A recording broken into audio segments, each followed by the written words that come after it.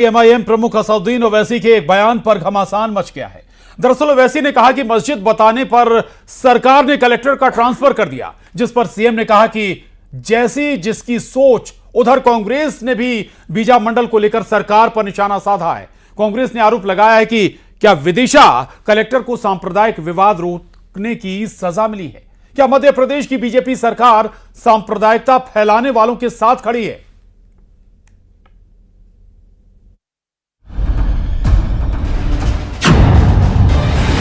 मस्जिद या मंदिर, एक बार फिर तकरार।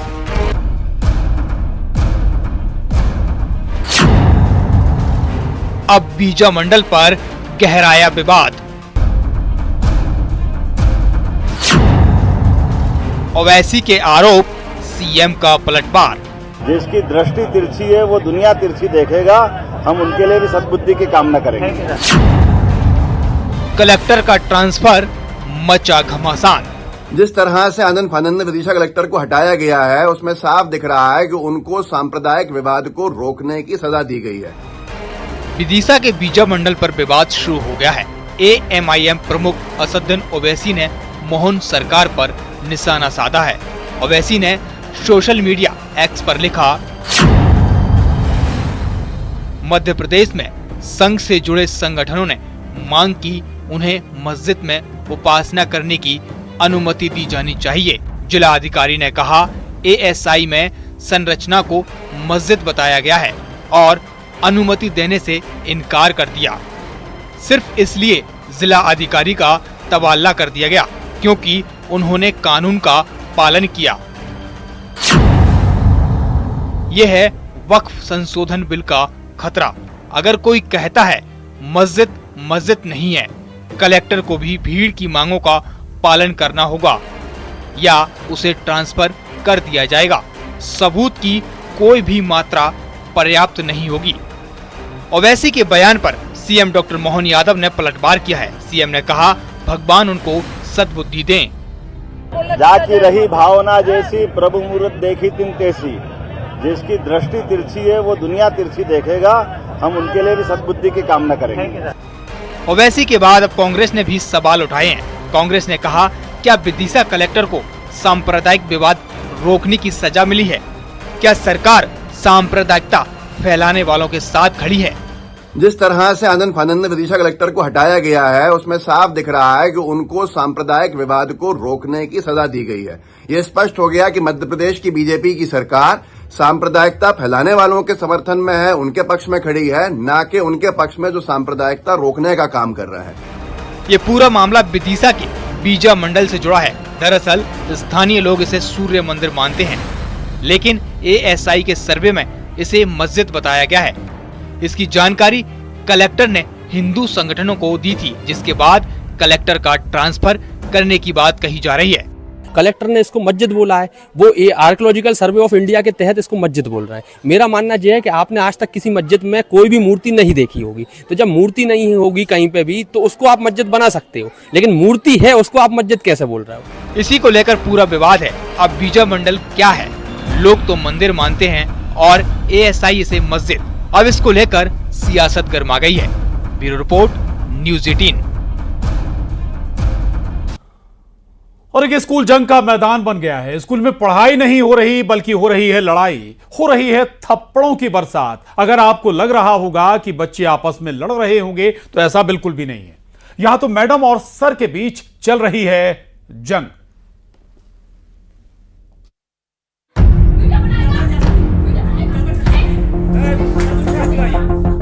पूरा वीडियो देखने से पहले आप ये क्लाइमैक्स देखिए।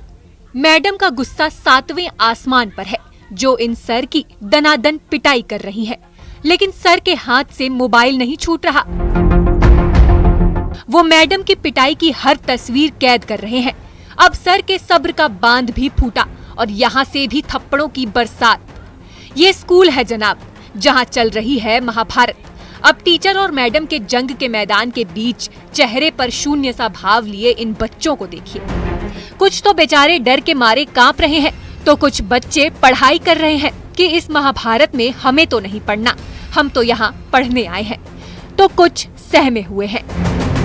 लेकिन इन मैडम और सर को कौन समझाए एमपी के सतना से लगा करबीट चित्रकूट जनपद का मामला है। राजापुर थाना इलाके के कुम्हारन पूर्वा इंग्लिश मीडियम प्राइमरी स्कूल पहले मैडम सपना और इसी स्कूल के सर अवधेश तिवारी के बीच विवाद हो रहा था, लेकिन बात हॉट टॉक में बदल गई।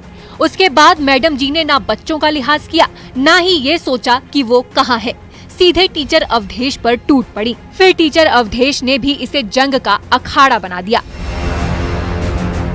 इस थप्पड़ कांड के बाद यहाँ मौजूद स्कूल का दूसरा स्टाफ इन्हें रोकने के बजाय मोबाइल से वीडियो कैद कर रहा था। 15 दिन पुराना ये वीडियो बताया जा रहा है। अब विवाद की जड़ सुनिए। आरोप है कि मैडम स्कूल में रील बनाती रहती हैं। इस वीडियो से दूसरे टीचर नाराज थे। वहीं मैडम का आरोप है कि सर ने उनका वीडियो बनाया। मामला थाने पहुंच गया है। विभाग भी जांच कर रहा है। लेकिन सवाल ये है कि इन मासूम बच्चों पर क्या असर पड़ेगा। जब टीचर ऐसे लड़ेंगे तो कैसे पढ़ेंगे बच्चे। ना भाषा का लिहाज, ना ही पेशे की गरिमा रखी गई। ये तस्वीर कह रही है, हद कर दी आपने। सतना से शिवेंद्र सिंह बघेल के साथ bureau report, news 18, Madhya Pradesh, Chhattisgarh. देश में आजादी का जश्न चल रहा है। आजादी दिलाने वाले शहीद वीर जवानों को याद किया जा रहा है। हम भी आपको आज उस स्कूल के बारे में बताने वाले हैं जो अंग्रेजों के जमाने का है, लेकिन वहां आज भी गांधी जी के आदर्श जिंदा हैं। शायद ये पहला स्कूल होगा जहां पढ़ने वाले बच्चे गांधी जी की टोपी लगाकर स्कूल जाते हैं। देखिए।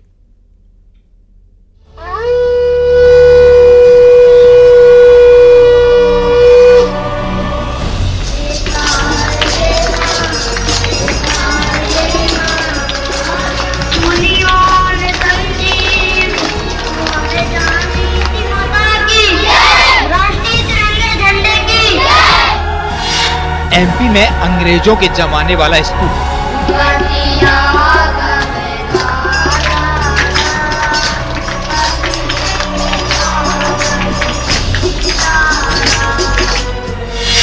जहां दी जाती है इंसानियत की तालीम।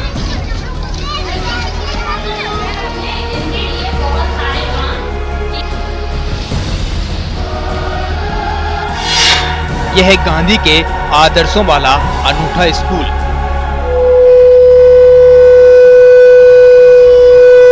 बापूजी, 175 साल पुराना ये स्कूल अपने अंदर गुलामी और आजादी के इतिहास को समेटे हुए है। आजादी के महानायक रहे महात्मा गांधी के संस्कार आज भी इस स्कूल में मौजूद हैं।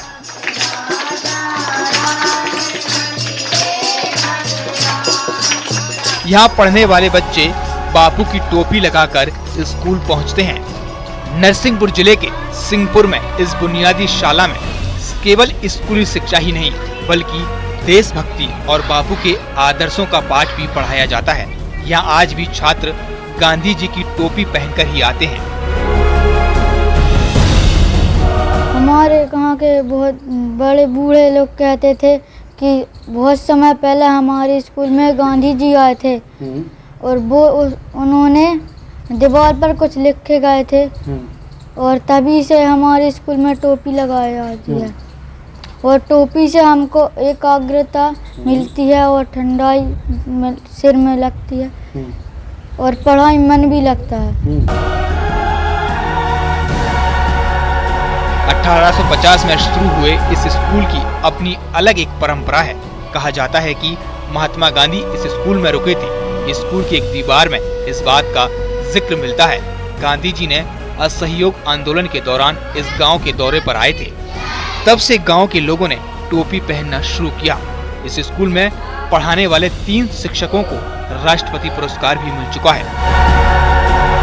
ये टोपी वाला स्कूल कहलाता है। जब किसी स्कूल में कोई विशेषता हो जाती है एक अलग से, तो उस स्कूल में अलग से संस्कार भी दिए जाते हैं। यहाँ पे पहले जो थे, यहाँ पे कपड़े भी बनाए जाते थे, टोपियाँ भी बनाई जाती थी, इसी स्कूल में बनाई जाती थी। सब यहाँ बनता था, वही ड्रेस बच्चे पहनते थे।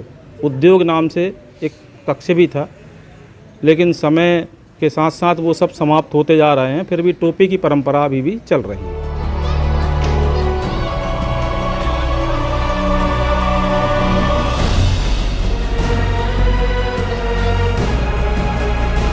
स्कूल में शिक्षा के साथ साथ राष्ट्रभक्ति के संस्कार भी बच्चों को मिल रहे हैं। उजाले अपनी यादों के हमारे साथ रहने दो। इस स्कूल में आकर देश के मशहूर शायर बशीर बद्र की ये पंक्तियां अचानक याद आ ही जाती हैं। इस स्कूल ने आज़ादी की यादों को बखूबी संजोया है और यही वजह है कि महात्मा गांधी के आदर्शों से इस स्कूल का कोना कोना आज भी रोशन है। नरसिंहपुर के सिंहपुर से आशीष जैन, न्यूज़ 18। और हिंदुस्तान के दिल एमपी में हर शहर तिरंगे के रंग में रंगा है। देशभक्ति से सराबोर है, सब लोग फिजाएं भी सुना रही हैं। देशभक्ति के तराने देखिए जश्न आजादी की ये खास तस्वीर।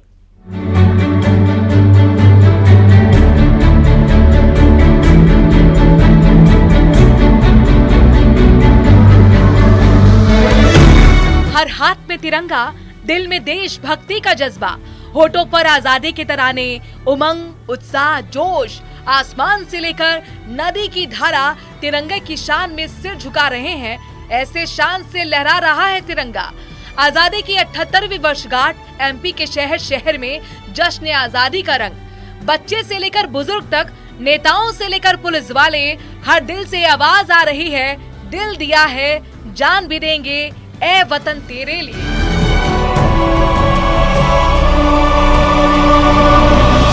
हिंदुस्तान के दिल एमपी में जश्न आजादी की उत्सव कुछ इस तरह से मनाया जा रहा है। भोपाल में एमपी की सबसे बड़ी तिरंगा यात्रा निकाली गई।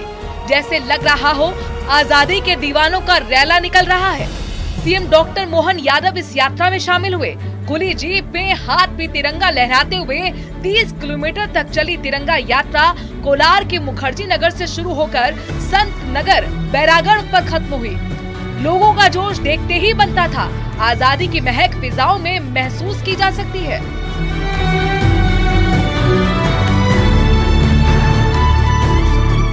भोपाल तिरंगे के रंग में रंगा हुआ। इधर जबलपुर में आजादी के इन परवानों का जोश हाई है। लहरों पर बड़ी शान से लहराया गया तिरंगा। नर्मदा नदी की उफनती धारा में भी तिरंगे के रंग से सराबोर हो गई। 15 साल से तैराक 14 अगस्त को ये यात्रा निकालते हैं। खास बात ये है कि इसमें बच्चे, महिलाएं, बुजुर्ग, हर वर्ग के लोग शामिल होते हैं। मकसद यही है कि भारत की अखंडता अक्षुण्ण रहे। गौरी घाट से तिलवारा तक तिरंगा थाम कर तैराक संदेश दे रहे थे और कह रहे थे, मेरा रंग दे बसंती चोला। जीवन दायिनी मां नर्मदा की पावन गोद में अटखेलियां करते हुए हम लोग तिलवारा पुल तक जाएंगे और वहां सभी लोग तैरते हुए जाएंगे और भारत माँ का जयकारा लगाते हुए जाएंगे और नर्मदा माँ का जयकारा लगाते हम लोग वहां पे पहुंचेंगे। और हम लोग की दिली इच्छा है कि हमारा भारत फिर से अखंड हो जाए, फिर से एक हो जाए।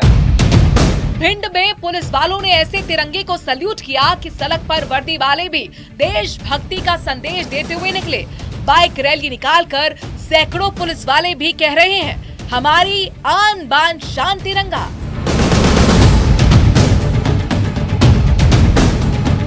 महाकाल की नगरी उज्जैन में भी दिया गया सौहार्द का संदेश। Bureau report, news 18 Madhya Pradesh Chhattisgarh. तो इस बुलेटिन में बस इतना ही, लेकिन आप बने रहिए न्यूज़ 18 मध्य प्रदेश छत्तीसगढ़ के साथ।